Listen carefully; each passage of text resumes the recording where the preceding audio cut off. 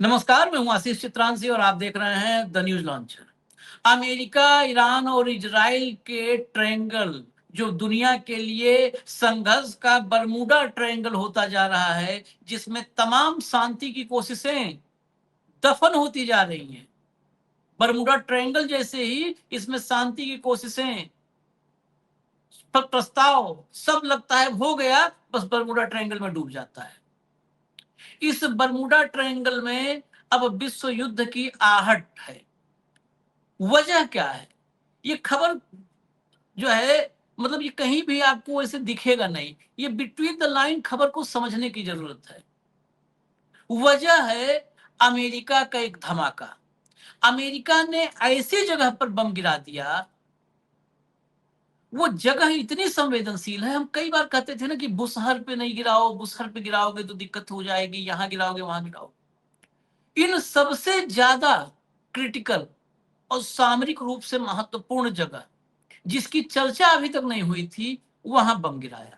और वहां बम गिराने के बाद जब सामने रूस और चीन नजर आए, तो ट्रंप अब धमाकों से पीछा छुड़ाकर भाग रहे हैं।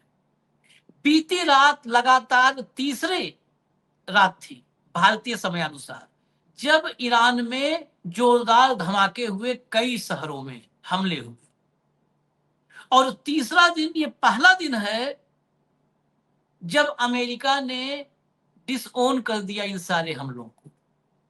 यानी रोज सेंटकॉम, जो सेंट्रल कमांड है अमेरिका का, वो रोज हमलों के बाद बड़े चौड़ा सीना करके आता था और ओन कर लेता था। यानी जिम्मेदारी लेता था हम लोग की कि हमने radar system, communication system, drone के जो है भंडार, मिसाइल भंडार, हमने सब बर्बाद कर दिया ईरान का। डंका बजाता था। लेकिन तीसरे दिन जो हमले हुए, इन हमलों से पीछा छुड़ा लिया ट्रंप ने। आखिर क्यों? क्या वही ठिकाना जिस पर मैं बता रहा हूं हमला करके गलती हुई है, वही गलती अब ट्रंप को बैकफुट पर ढकेल चुकी है? और इसी मौके का फायदा उठा करके कुछ ऐसे देश होते हैं, उन्हें विश्व युद्ध हो जाए, ब्रह्मांड युद्ध हो जाए, उन्हें फर्क नहीं होता। और उन्हीं में से सबसे बड़ा नाम है इजराइल और नेतन्याहू का। ये युद्ध में ही कंफर्टेबल होते हैं, ये तबाही में ही, जबकि ये पता है कि पिद्दी, अगर एक भी कोई घातक बम गिर गया तो नक्शे से मिट जाएगा, लेकिन ये कंफर्ट में युद्ध काल में ही होते हैं। उसी मौके का फायदा इजराइल उठाने में लगा हुआ है। बड़ा कंफ्यूजिंग सा आपको लग रहा होगा कि इंट्रोडक्शन में क्या है, खबर क्या है। भाव को लाइए, मैं खबर दिखाता हूं, बिल्कुल क्लियर हो जाएगा। स्वागत है भाव। जरा पहले हेडलाइन लाइए। पहला हिस्सा दो पार्ट में देखेंगे तो क्लियर होगा। ईरान के न्यूक्लियर शहर बुशहर में भीषण धमाके, ये जो कल हुए थे उससे अलग हैं, ये आज के हैं। भीषण धमाके बुशहर में।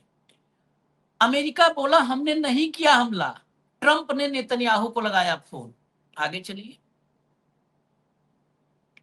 ईरान में लगातार तीसरे दिन धमाके, नए हमले के पीछे इजराइल जिम्मेदार, अमेरिकी एक्सपर्ट ने क्यों कहा ऐसा? अब देखिए, अमेरिका, दो हेडलाइन दिखाए। अमेरिका ने तीसरे दिन के सभी हमलों से अपने आप को बाहर कर लिया। अमेरिका जो है 28 फरवरी से रोज सीना ठोक के कहता था हमने ये ध्वस्त कर दिया, नेवी समंदर की गहराई में चली गई, वायुसेना खत्म, रिजिम चेंज, रोज बहसता था ट्रंप। आज कह रहा है हमने नहीं किया। ये हालात क्यों पैदा हुए, अभी आपको बताएंगे। पहले हम लोग की खबर देखिए जरा, और अमेरिका क्यों डिसोन कर रहा है, आगे चर्चा में आ जाएगा। लाइए जरा खबर के भीतर चलिए। ईरान में लगातार तीसरे दिन हमले हुए हैं। ईरानी मीडिया ने बताया कि गुरुवार देर रात दक्षिणी ईरान में कई इलाकों में धमाके हुए हैं। ईरान की अर्ध सरकारी मेहर न्यूज एजेंसी ने बुशहर, चोधा, दक और कोनारक समेत कई दक्षिणी शहरों में धमाकों की खबर दी है। इन धमाकों की ताजा वजह साफ नहीं हो पाई है। वहीं एक्सपर्ट का कहना है कि ईरान पर ताजा हमले के पीछे इजराइल हो सकता है, क्योंकि अमेरिकी अधिकारियों ने ईरान में इस समय किसी भी ऑपरेशन से इनकार कर दिया है। सारे और तीन तीन बड़े शहरों पर हमला हुआ, ईरान की न्यूज एजेंसी बता रही है, मेहर न्यूज। आगे चलिए, अल जजीरा की रिपोर्ट पढ़िए, इसमें बहुत सारे रिपोर्ट अमेरिकी अधिकारियों के हवाले से। अल जजीरा ने अमेरिका के एक रक्षा अधिकारी के हवाले से बताया कि ईरान में हालिया हमलों के पीछे अमेरिका का हाथ नहीं है। इसके बाद अमेरिकी पूर्व अधिकारी डैन ग्रेजियर ने कहा कि यह पूरी तरह मुमकिन है कि अभी जो भी मिलिट्री कार्रवाई हो रही है उसके पीछे इजराइल हो। ये अमेरिकी अधिकारी कर रहा है। मुझे लगता है हमें उनकी तरफ से पुष्टि का इंतजार करना होगा। और आगे चलिए, आगे देखिए, अल जजीरा से जो बताया अफसर ने, उसके मुताबिक मेरा मानना है कि अगर अमेरिका ने ऐसा किया होता तो अमेरिका और खासकर डोनाल्ड ट्रंप इसकी जिम्मेदारी लेते, जो हमने अभी कहा कि वो पक्का लेते। अब तक फरवरी के आखिर से लेकर पूरे टकराव के दौरान इजराइल और अमेरिका एक दूसरे के साथ मिलकर काम कर रहे हैं। यह पूरी तरह मुमकिन है कि आज जो हो रहा है उसके लिए इजराइल जिम्मेदार हो। आगे चलिए, इससे पहले अल जजीरा से एक अमेरिकी रक्षा अधिकारी ने बताया कि अमेरिका इस समय या बीते कुछ घंटों में ईरान के अंदर कोई सैन्य हमला नहीं कर रहा है। यह जानकारी ठीक उस समय आई जब ईरान से धमाकों की खबरें आ रही थी। इधर धमाके हो रहे थे और उधर अमेरिकी रक्षा अधिकारी कह रहा था कि कोई सैन्य हमला अमेरिका नहीं कर रहा है। इससे पहले मंगलवार, बुधवार और बुधवार गुरुवार की दरमियानी रात अमेरिका ने ईरान के अंदर कई जगहों पर हमले किए थे। इन धमाकों के पीछे कौन होता है, इस बारे में अमेरिकी अधिकारी ने कुछ नहीं बताया। उन्होंने बस इतना कहा कि अमेरिका इसमें शामिल नहीं है। और आगे चलिए जरा, अब ये देखिए, ईरान की सरकारी समाचार, वो तो मेहर अर्ध सरकारी थी, सरकारी समाचार एजेंसी इरना के अनुसार न्यूक्लियर प्लांट वाले शहर बुशहर के डिप्टी गवर्नर एहसान जहानियन ने पुष्टि की कि बुशहर और चौगादक में धमाकों की आवाज सुनी गई।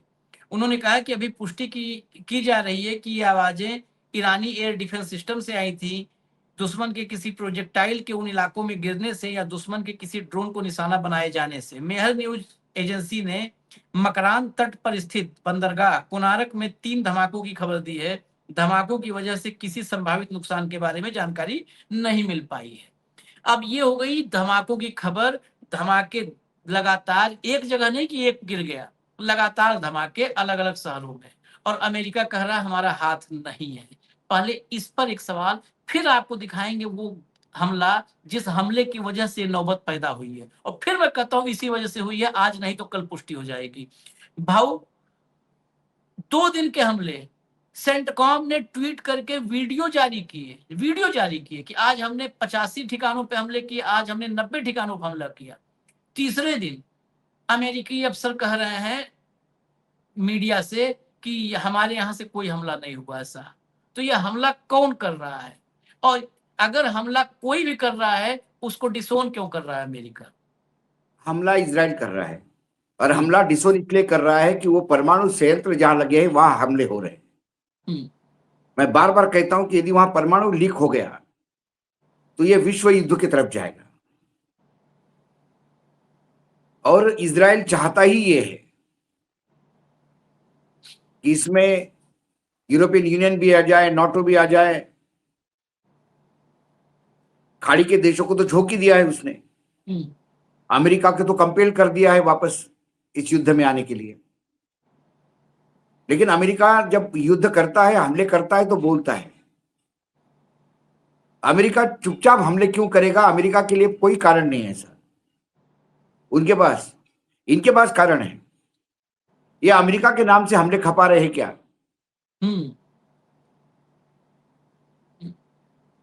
क्योंकि ईरान ने यदि इजराइल पे रिटेलिएट कर दिया तो ये वॉर फिर एक नए लेवल पे भड़केगा। अभी तक इजराइल के हमले बंद थे ईरान पे, और जब वो जो हमले हो रहे थे, जो इजराइल अभी उलझा हुआ था वो लेबनान में, ग्रेटर इजराइल के चक्कर में। इजराइल क्या चाहता है? इजराइल ईरान को समाप्त करना चाहता है ताकि उसका ग्रेटर इजराइल का सपना पूरा हो जाए, पॉइंट नंबर 1। और वो पूरे इस एशिया के जो मिडिल ईस्ट वाला पूरा बेल्ट जो है, इसमें वो सुप्रीम पावर बनना चाहता है। यही एक सबसे बड़ा प्रॉब्लम उसको आ रही है। और वो भी जानता है ईरान को अकेला निपटा नहीं पाएगा। तो उसको परेशानी भी हो रही कि 2 दिन अमेरिका ने हमले किए और फिर चुप क्यों हो गया अमेरिका। अमेरिका ने इस 28 फरवरी से लेकर आज तक सबसे बड़े हमले किए ये दोनों, एक बार 80 जगह पे, एक बार 90 जगह पे। ईरान ने रिटेलिएशन में एक दिन 85 जगह पे मारे, क्योंकि ईरान में एक मातम चल रहा था, उससे वो फ्री हो गए अभी। हम्म हम्म। उन्होंने इसी को खपाने का प्रयास किया क्या? क्या इजराइल की इस उद्दंडता को अमेरिका किस एंगल से देख रहा है? आपको खबर का जो अगला हिस्सा है तो हैरान हो जाएंगे भाव, ये क्यों भाग रहा है युद्ध से। और हकीकत आपने जो कहा है ना, ये हमले इजराइल ने किए हैं, ये हमले इजराइल ने ही अब किए हैं, क्योंकि अमेरिका की सिट्टी पिट्टी गुम है। और क्यों? बुसहर से भी बड़ी दिक्कत हुई है। बुसहर से रेडिएशन को लेकर के हम लोग आशंकित थे बहुत दिन से, और वो प्रेशर था, लेकिन ये बार बार बुसहर पे बम गिरा रहे थे। अमेरिका परसों भी किया बुसहर पर, और ऑन किया, कल भी किया, आज वाला भगा क्यों? अगली जरा हेडलाइन देखिएगा।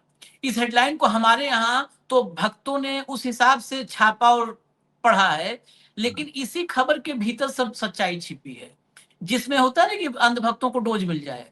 अमेरिका ने पहली बार ईरान में वहां किए हमले जहां चीन को होगा सबसे ज्यादा दर्द। अब ये दर्द वगैरह लिख करके यहाँ के भक्तों के लिए डोज बनाई है होम्योपैथिक वाली गोली की, कि 4 गोली लो आ गई। असली खबर अब इसके भीतर चलते हैं। ये देखिएगा, ये जगह की इंपॉर्टेंस क्या है। और चीन को दर्द नहीं होगा, फिर दर्द अमेरिका और नेतन्याहू को होगा, फादरलैंड को, मोदी के। अमेरिका अब तक ईरान के सामरिक ठिकानों पर ही अटैक कर रहा था, उन जगहों को निशाना बना रहा था जहां से ईरान को ताकत मिल रही है। लेकिन पहली बार अमेरिका ने उस जगह अटैक किया है जहां पर चीन को सबसे ज्यादा दर्द होगा।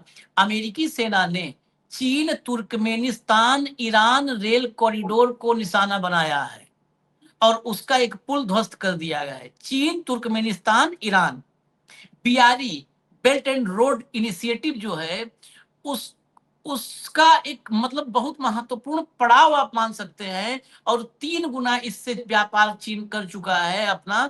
चीन तुर्कमेनिस्तान ईरान रेल कॉरिडोर, इसका पुल उड़ा दिया। और अभी चीन आप देख रहे हैं, आगे रूस की भी एंट्री होती है। यह कॉरिडोर चीन ईरान रिश्तों की बुनियाद की तरह है। यहां से काफी माल ईरान से चीन और चीन से ईरान पहुंचता है। कुछ रिपोर्ट्स में दावा तो यहां तक किया जा रहा है कि इसी रास्ते से जंग का सामान चीन ईरान को भेज रहा है। और इससे आगे चलिए, अभी इसमें और एंट्री होगी। इस रास्ते की इंपॉर्टेंस रूस के लिए बहुत है। आईआरजीसी ने बताया कि अमेरिकी हमलों में आका कला काउंटी की कई जगहों को निशाना बनाया गया। इसी शहर में स्थित अक्ताका खान पुल भी ड्रोन से, उस पर भी ड्रोन से हमले किए गए। यह पुल चीन तुर्कमेनिस्तान ईरान रेल कॉरिडोर का हिस्सा है। हालांकि गनीमत की बात यह है कि इन हमलों में कोई हताहत नहीं हुआ है। लेकिन हताहत नहीं हुआ है, पुल तो नष्ट हुआ, क्षतिग्रस्त हुआ। आगे चलिए। चीन तुर्कमेनिस्तान ईरान रेल कॉरिडोर सिर्फ एक ट्रेड रूट नहीं है, बल्कि यह अमेरिका के 3 बड़े दुश्मनों चीन, रूस और ईरान की दोस्ती का सबूत है। यह रेल लाइन बीजिंग और मॉस्को को सीधे मिडिल ईस्ट से जोड़ती है। इसके जरिए ये तीनों देश पश्चिमी देशों के प्रभाव से मुक्त होकर अपने आर्थिक और कूटनीतिक रिश्तों को मजबूत कर रहे हैं, जो अमेरिका के लिए एक बड़ी चिंता है। चलाइए। अमेरिका ने ईरान के बंदरगाहों और समुद्र मार्गों पर कड़ी नाकेबंदी की हुई है। ऐसे में यह जमीनी रेल कॉरिडोर ईरान के लिए संजीवनी साबित हो रहा है। इसके माध्यम से ईरान अमेरिकी प्रतिबंधों को धता बताते हुए चीन और रूस के साथ ट्रेड जारी रखे हुए था। ईरान की इसी लाइफलाइन को काटने के लिए अमेरिका ने ओक्ताय खान पुल पर हमला किया है। अब यहां तक तो ईरान और आपने चीन का देख लिया। रूस के लिए कितना महत्वपूर्ण है ये। रूस के लिए, जब रूस और यूक्रेन युद्ध के बाद रूस पर प्रतिबंध लगाया गया यूरोप और अमेरिका ने, तो यही रेल कॉरिडोर है जिससे रूस ने एशिया और मिडिल ईस्ट के साथ व्यापार किया, तब से लेकर के इसी रूट से व्यापार कर रहा है। कार्गो और हथियारों के शिपमेंट के लिए यह सुरक्षित पारगमन की सुविधा देता है, जिससे रूस प्रतिबंधों के बावजूद अपनी इकोनॉमी को मजबूत बनाए रखा। ये इतना महत्वपूर्ण रास्ता है। और बीआरई मैंने बता दिया, बेल्ट एंड रोड इनिशिएटिव के तहत मध्य पूर्व में इसी से अपना प्रभाव बढ़ा रहा है चीन। यहां पर ईरान के पुल पर हमला हुआ, लेकिन ये चीन और रूस और दुनिया में जितने युद्ध हुए हैं वो कथित रूप से होता है कि जमीन के टुकड़े के लिए, लेकिन उसके पीछे असली मोटिव होता है कि वो भूखंड आर्थिक रूप से कितना फर्टाइल है, वो क्षेत्र व्यापार को जोड़ रहा है, वो क्षेत्र उस देश की इकोनॉमी के लिए महत्वपूर्ण है। उस पर ये चीन और रूस दोनों के इकोनॉमी पर प्रहार करने वाला था। और इस हमले की खबर आने के बाद अगली खबर जो आई वो ये थी कि तीसरे दिन के हमलों में अमेरिका का हाथ नहीं, अमेरिका ने डिसोन कर दिया। जैसे ही इस हमले की ये पुल उड़ा, उसके बाद अमेरिका भागा, क्योंकि अब इसमें इन्वॉल्वमेंट चीन और रशिया का होगा। अब अगर हमले की इंटेंसिटी बढ़ी भाव, अगर बढ़ती, मान लिया अभी भी पीछे हट जाए तो ये पुल है, चलो नहीं होगा, लेकिन बना अगर लेंगे। इसके बाद इंटेंसिटी बढ़ जाती तो क्या होता? फिर विश्व युद्ध के हालात, फिर तो मैंने रूस और भाई चीन के लिए। चाइना और रशिया ये चांस देख रहे हैं उतरने का। हम्म, हॉर्मुज से कल भी, मतलब जब ये इतनी बम्बार्डिंग चल रही, उसके बीच में 1 करोड़ बैरल तेल निकल गया सुपर टैंकर से चाइना के लिए, हम्म, हम्म, ईरान से। वो तो चल ही रहा है। तो चाइना के तो टैंकर कोई हाथ भी नहीं लगा पाए। भारत के शिप को मारा इन्होंने, चाइना के तो किसी शिपमेंट को नहीं इन्होंने कुछ किया। अब यदि ये रेल लाइन उड़ाती है और कल चाइना ऑब्जेक्शन लेता है इस पे, तो ये सीधा सीधा चाइना युद्ध तो बाद में, चाइना ने बोलेगा आप हमारी सप्लाई लाइन काट रहे हैं, हम आपकी सप्लाई लाइन काट रहे हैं, आपका पूरा हाँ, जितना भी उद्योग है इलेक्ट्रॉनिक्स वाला, इंक्लूडिंग हाँ, कार, ऑटोमोबाइल, सब ठप हो जाएगा। हम्म, इस दिन रेयर अर्थ मटेरियल जाना बंद हो जाएगा चीन से। हम्म। सब साउथ एक दूसरे चाइना की सी, सप्लाई लाइन पे बैठे हैं। उधर उधर अगर साउथ चाइना सी में थोड़ा सा चीन रुख बिगड़ा तो दुनिया हिल हाँ, जाएगी। हाँ, बिल्कुल। फिर आपका तो कई, आपके साउथ कोरिया परेशानी में आ जाएगा, आपका हांगकांग परेशानी में आ जाएगा, आपका ताइवान परेशानी में आ जाएगा बुरी तरह से। हाँ, कितनी जगह जापान ब्लॉक हो जाएगा पीछे। पिछली बार जापान ने थोड़ी सी गड़बड़ी की तो ब्लॉक कर ही दिया था ना जापान को। हाँ, नॉर्थ कोरिया ने मिसाइल उसकी सी लाइन पे डाल के बता दिया था कि टेक केयर, मिसाइल ज्यादा यहां लाके मुंह पे मत रखो हमारे। तो ऐसा नहीं कि लोग तैयारी में नहीं है, लोग तैयारी में है बिल्कुल।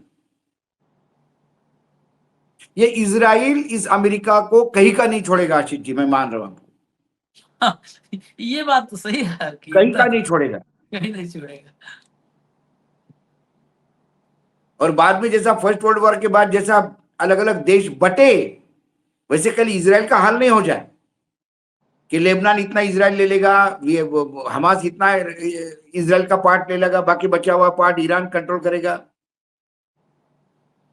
उसके बाद है ही क्या है, नंगा नहाएगा क्या, निचोड़ेगा क्या? हाँ हाइफा, तेल अवीव और यरूशलेम, ये तीन भाई, शहर निकाल दिया जाए। तेल अवीव का तो अभी हालत बुरी है, खंडर हो गए वो।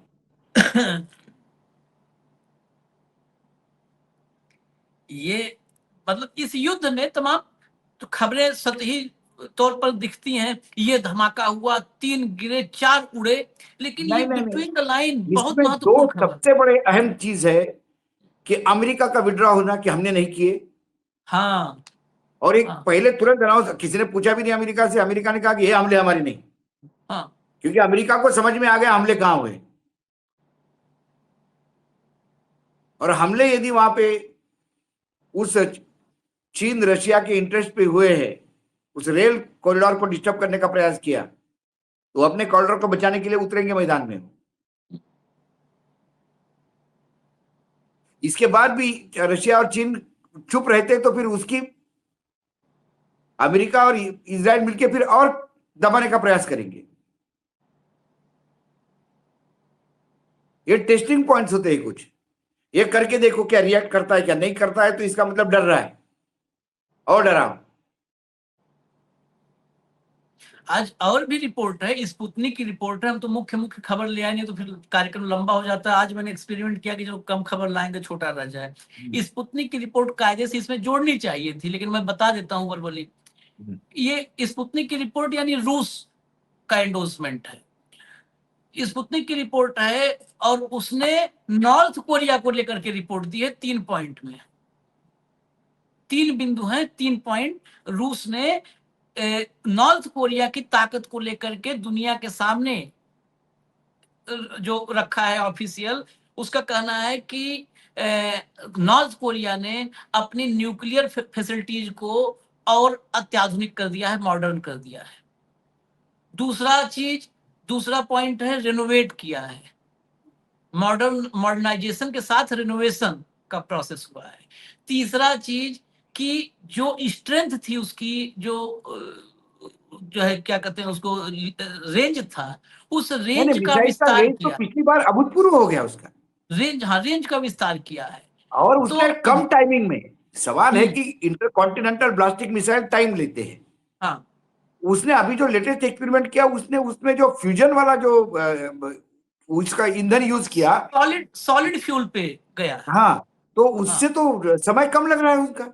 सॉलिड फ्यूल पे 10 मिनट, 5 मिनट से 10 मिनट की मतलब लॉन्चिंग हो आपके जाती पास आपका एयर डिफेंस सिस्टम एक्टिव होने के पहले हिट कर देगा। है। हाँ, ये सॉलिड और लिक्विड फ्यूल में बड़ा अंतर है। सॉलिड फ्यूल में लॉन्चिंग 5 से 10 मिनट में हो सकती है, और नहीं तो वो लॉन्चिंग का प्रोसेस लंबा होता है। तो लंबा अब तो होता है। वहां पर चला गया। और उसके अलावा जो है डुअल फ्यूल भी है उसके पास, हाँ, डुअल फ्यूल भी है, ड्यूल सॉलिड फ्यूल भी फ्यूल है। भी है। और आईसीबीएम दुनिया में बहुत तकनीकी रूप से समृद्ध देशों के पास नहीं था, तभी आईसीबीएम सब डेवलप इनके कर पास लिया मिल था गया। उत्तर कोरिया ने।